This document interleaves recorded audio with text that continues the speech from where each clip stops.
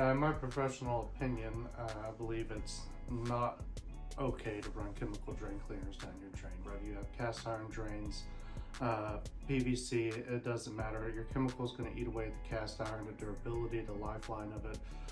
Your PVC may be okay for the actual PVC itself, but once it hits your joints under the slab where your glue is, it will eat away at that glue. And it will start separating your joints, and that's where we see a lot of drops in older homes because they did use stuff like Drano and Clobber and that stuff throughout its duration. If you do have a backed up drain, I do highly recommend you call Molberg Plumbing, have us come out, and we can assess the situation, run the proper snake through your system, and get you cleaned out the proper way. We do also offer an enzyme treatment.